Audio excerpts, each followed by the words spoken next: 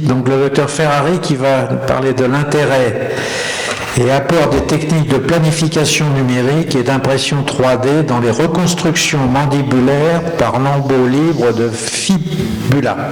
Voilà. Bon, alors... Oui. Excusez-moi, mais du coup, je ne vais pas pouvoir vous parler en direct. Il y a un problème avec le fichier. J'ai dû l'enregistrer en urgence tout à l'heure dans le bureau de la secrétaire. Voilà. Donc, je vais vous laisser écouter la vidéo. Je répondrai à la fin à vos questions.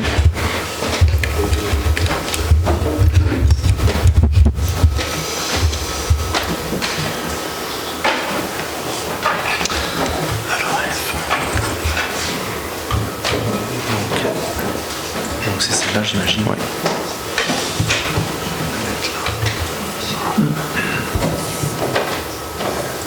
On est dans les temps. Non, c'est pas ça. Si, elle est derrière. Ah oui. Alors, on va tester le son. Normalement, je vais la mettre là-dessus. Ça va sortir.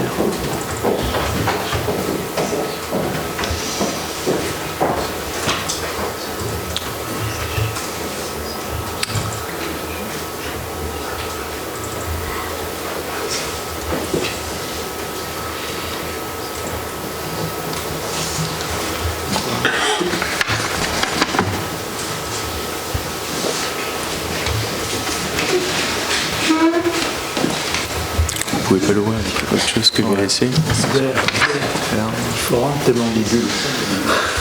Oui, non. T'as vu, là Quick Time Player.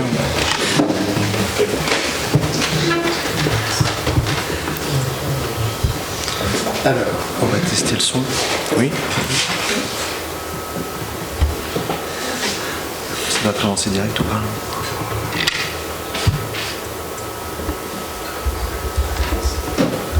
C'est trop cool. Finalement, on va être en retard. Ah, si on arrive en retard, hein? Non, on est bien. Voilà. Bonjour à tous, merci aux membres de l'Académie de nous recevoir. Aujourd'hui, je vais vous parler de l'étendue des possibilités permises par la planification numérique, associée à l'impression sur mesure chez les patients nécessitant une reconstruction mandibulaire par l'enveloppe de profil. Pour commencer, quel est le problème? Le problème est que certaines lésions musculaires peuvent entraîner une résection impératrice de la continuité osseuse.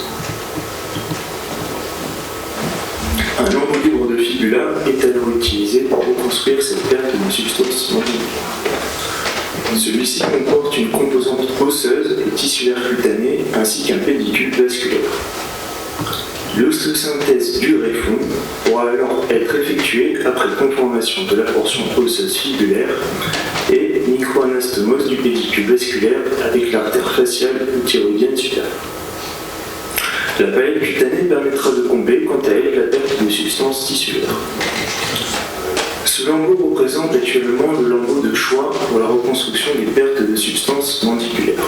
Néanmoins, l'étape de conformation fibulaire reste pour les équipes chirurgicales l'étape la plus fastidieuse de l'intervention. De nos jours, les techniques de planification numérique jouent un rôle essentiel dans la réalisation des reconstructions mandibulaires.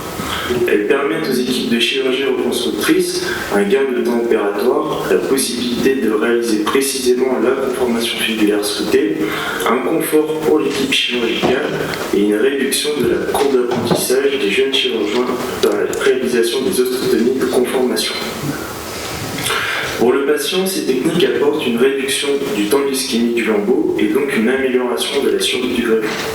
Une reconstruction quasi identique de la mandibule native, mais surtout une prise en charge optimisée.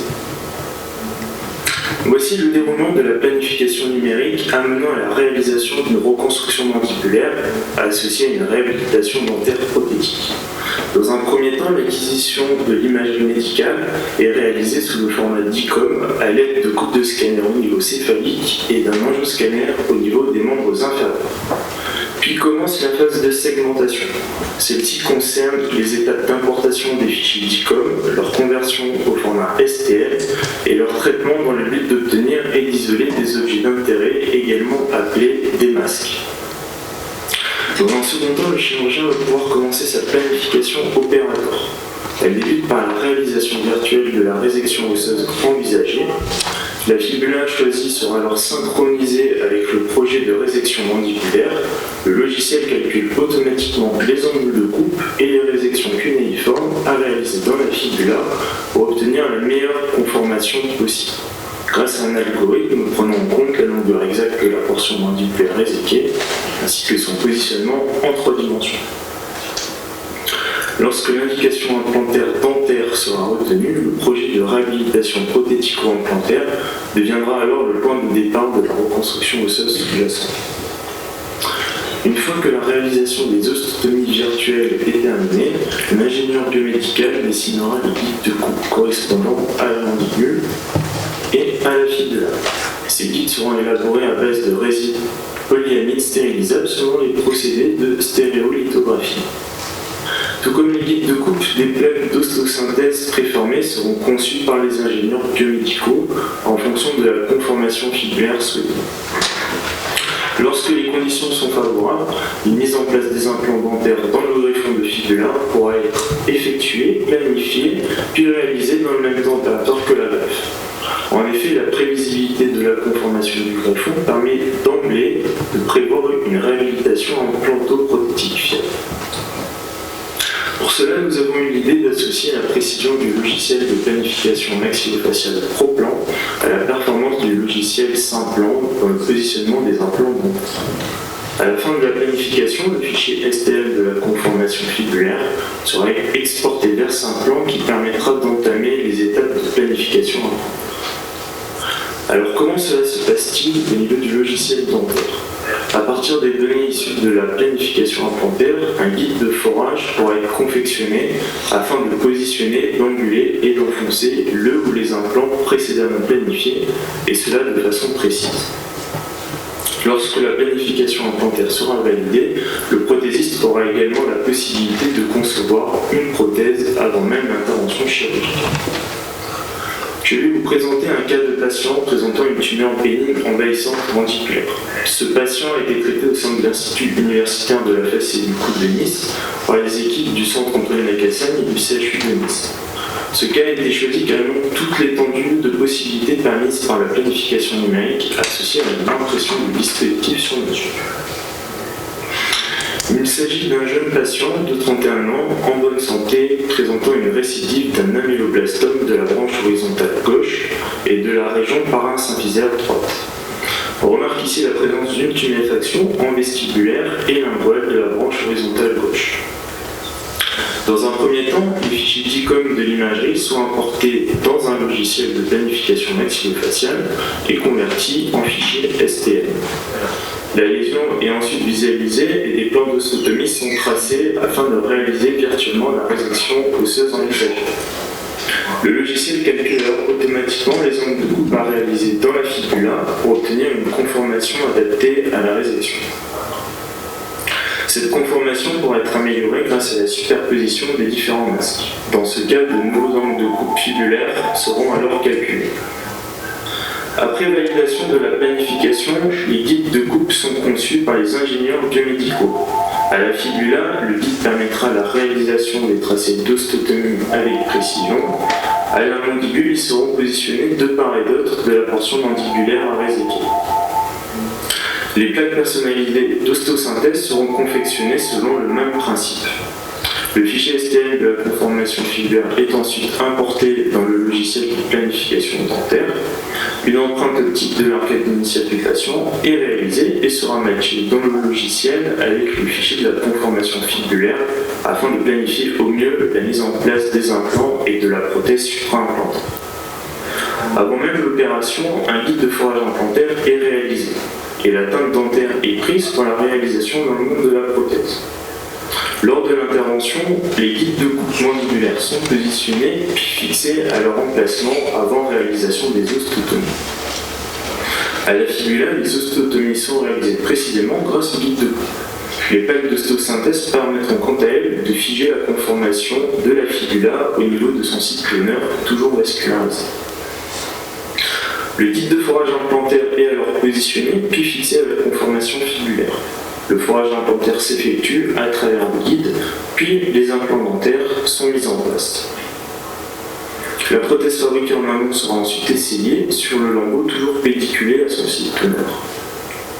À la fin de cette étape, le lambeau sera libéré, rincé avec une solution héparinée pour éviter le risque de thrombose, puis positionné en bouche. Et l'ostéosynthèse complète du greffon pourra être facilitée par la mise en occlusion de la prothèse avec l'arcane antagoniste.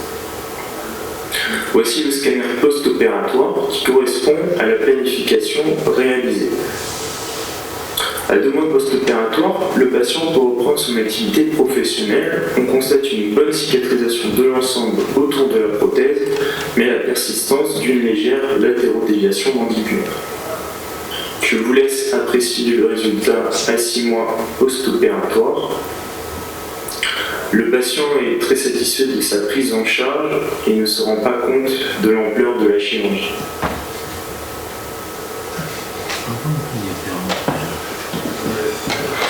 Néanmoins, les bénéfices retirés de cette technique sont pondérés par son coût, compris entre 2 500 et 3 000 € par patient à la charge des établissements. Certaines erreurs de planification et de conception peuvent apparaître et entraîner une perte de précision importante dans la réalisation de l'acte. Enfin, certaines améliorations restent à réaliser. En conclusion, l'essor des techniques de planification numérique et de CFAO constitue une avancée significative dans le domaine de la chirurgie orale et maxillofaciale contemporaine. La reconstruction des pertes de substances mandibulaires est un enjeu majeur de santé publique en France et dans le reste du monde, tant la prévalence des tumeurs malignes et bénignes de la sphère buccale et ORL est importante. Dans ce contexte, la mise au point de dispositifs sur mesure permet d'appréhender très précisément la situation clinique afin d'aboutir à la réhabilitation dentaire finale suivante. Malgré les coûts importants de mise en place de ces procédés, les nombreux avantages qui en découlent en font des techniques porteuses d'espoir et permettront à l'avenir de répondre aux différents challenges de la chirurgie reconstructrice osseuse. Je vous remercie. Voilà, donc je suis désolé de ne pas avoir pu vous le faire en direct, je pensais. Non, mais c'était très bien. Très clair, parfait. C'est un petit coup de pression, très bel exemple de chirurgie assistée par ordinateur qui vous permet de faire de la chirurgie sur mesure. Puis surtout, moi, je ne trouve pas que ça soit très très cher. Vous trouvez que c'est un coût exorbitant? Vous avez été chez le dentiste des fois? Effectivement, mais là, on ne parle pas non plus des coûts de la prothèse dentaire ni des implants dentaires qui, eux, sont à la charge du patient. Bon, il y a une prise en charge par la sécurité sociale pour certains types de lésions, mais pas pour tout. J'aurais une question par rapport aux complications. Vous nous avez montré le procédé, oui. Mais sur, je ne sais pas s'il y a déjà une expérience, oui. L'infection, la nécrose du lambeau, etc. Alors, voilà. Par rapport à la nécrose du lambeau, bon, ça peut être expliqué par pas mal d'origines, que c'est souvent lié à la thrombose en fait, qui se passe au niveau de l'anastomose vasculaire. Et c'est une anastomose, pas avec des sutures, mais avec des anneaux. Voilà, c'est avec les coupleurs oui. qui sont utilisés en microchirurgie. Et c'est qui facilite. Sutures, non ? Qu'est-ce que vous avez comme ce sont ces coupleurs en fait qui sont positionnés et au niveau de la microanastomie, on retourne. Enfin, je ne sais pas si vous connaissez un petit peu le principe. On le retourne, on relie les deux artères et ça facilite bien les choses. Voilà, c'est un gain de temps. Et le pourcentage de thrombose de ces lambeaux? Alors, j'ai pas de chiffres en tête. En fait, la question, c'est de savoir est-ce que la mise en place des implants dentaires entraîne plus ou moins de nécrose de la portion osseuse.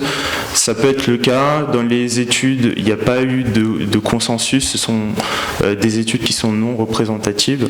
On sait que dans les patients présentant des tumeurs malignes, il vaut mieux éviter le positionnement implantaire le même jour que l'intervention. Pourquoi ? Parce qu'il va y avoir des traitements de radiothérapie, donc on évite de faire souffrir la palette osseuse en amont. Voilà. Je pense qu'il y a la qualité du prélèvement aussi. Oui, la qualité du prélèvement joue beaucoup parce que si le pédicule vasculaire est trop fin, qu'il y a de la traction qui est exercée à ce niveau-là, forcément la vascularisation se fera moins bien. Philippe ? C'est très très intéressant. On parle beaucoup du rôle des ingénieurs dans la future chirurgie que nous allons vivre. comment pratiquement, vous en avez parlé à plusieurs reprises, comment pratiquement faites-vous? Est-ce que ce sont des ingénieurs qui travaillent dans votre hôpital? Est-ce que ce sont des ingénieurs qui travaillent à l'extérieur? Est-ce qu'ils sont très spécialisés? Voilà, oui. Vous n'avez pas du tout précisé ça. Alors, ce sont les ingénieurs de Materialize, donc ancienne entreprise OBL, qui sont spécialisés au niveau maxillofacial. Dès qu'on réalise l'imagerie trois-dimensionnelle, on leur envoie tout de suite les fichiers d'ICOM et eux, ils s'occupent de nous faire le transfert, ils commencent à nous faire les plans d'ostéotomie et éventuellement les modifier en fonction. Voilà. Une fois que tout le projet est validé, on leur envoie le travail, ils peuvent nous faire les guides chirurgicaux et les plaques d'ostéosynthèse. Et vous faites tout ça de l'extérieur? De l'extérieur, voilà. Oui, une question? Alors oui. Oui, ça fonctionne. C'est plus une remarque. Donc en fait, moi je suis chirurgien maxillofacial, je réalise ce type de chirurgie assez fréquemment et c'est vrai que ça a complètement changé la réalisation de cette intervention. Faut savoir que c'est des interventions très très longues qui peuvent durer jusqu'à 8 ou 10 heures et où le temps de conformation prend du temps et intervient à un moment où on a déjà pas mal d'heures dans les pattes et où potentiellement on a envie d'aller vite. Et c'est assez difficile parce que c'est en 3 dimensions dans l'espace, donc il faut gérer à la fois les 3 plans de l'espace et donc faire sans sur-mesure, c'est possible et on le fait au quotidien, mais pour des cas de patients jeunes ou de patients dentés, ça devient très difficile d'avoir un résultat qui est complètement optimal sans sur-mesure, même si c'est possible bien sûr. Donc c'est vraiment une technique qui est très importante. Alors la problématique c'est le délai de fabrication, parce que c'est Materialize en l'occurrence, c'est une entreprise privée qui a externalisé tout son processus, mais ça prend du temps de générer, notamment par le fait que l'impression des plaques est usinée sur mesure, et donc ça prend entre 2 et 3 semaines, et donc quand c'est de la carcinologie, quand on voit le patient, entre le moment où on obtient le scanner du patient et le moment où on va avoir les guides de coupe, il peut se passer 3 semaines. Et donc il y a des tumeurs qui évoluent, il y a toute cette gestion du temps qui est importante. Et donc tu l'as pas dit, mais c'est vrai que il y a la possibilité de faire plusieurs guides de coupe en rajoutant 1 cm ou un demi-centimètre de façon à pouvoir, le jour de l'intervention, pallier au fait que la tumeur a pris 5 mm ou a pris 1 cm de plus. Alors voilà. Alors une deuxième petite remarque, le coupleur c'est pas validé pour les anastomoses artérielles. C'est un système qui est validé pour les anastomoses veineuses, mais c'est pas validé pour les anastomoses. Oui. Juste pour rebondir au niveau du délai de Materialize, de toute façon en fait il faut savoir que dès que le patient arrive, le scanner est fait directement et c'est tout de suite transféré à l'entreprise. Donc on sait que le temps d'intervention, de toute façon, on ne va pas pouvoir placer l'intervention forcément rapidement, ça va dépendre en fait du stade de la lésion. Est-ce qu'on va partir sur la planification numérique ou pas? Mais souvent on n'arrive pas à positionner certains patients en dessous des 2 semaines au niveau du bloc opératoire, au niveau du timing. Voilà. Donc on arrive au final à se rejoindre au niveau de la planification de Materialize. Oui. Philippe Beaufils, une question relative au coût, relativement faible, je suis bien d'accord avec vous. Est-ce que vous avez étudié le gain de temps opératoire éventuel? Oui. Et ça, c'est une économie substantielle. Voilà. Et est-ce que ça diminue le nombre de complications, indépendamment de la question de l'implantologie dans le même temps, etc. Oui, alors au niveau... Ce qui est aussi un moyen de diminuer les coûts. Au niveau du temps opératoire, il y a pas mal d'études qui ont été réalisées. En fait, c'est surtout lors de la conformation fibulaire. On gagne énormément de temps. Ça permet de réduire les temps d'ischémie du lambeau. Et donc forcément, on a de meilleurs résultats au niveau du post-opératoire, risque de nécrose osseuse ou pas. Voilà. On réduit bien ce temps d'ischémie et ça nous permet d'avoir les meilleurs résultats. Oui, pardon, seulement pour les modèles dits pédagogiques d'enseignement. C'est vrai que nous, on a fait le choix d'internaliser notre ingénieur, mais parce qu'on a besoin de la connaissance du matériau aussi pour apprendre le geste chirurgical. Et là, sur l'application, en effet, les ingénieurs... mon ingénieur, il vient du milieu automobile. Oui. Mais il a fait un master où il s'est intéressé à l'ATM. Et c'est comme ça qu'il en est venu sur le monde du vivant. Mais c'est vrai qu'aujourd'hui, la filière pour les ingénieurs n'est pas si claire que ça pour arriver dans nos blocs opératoires.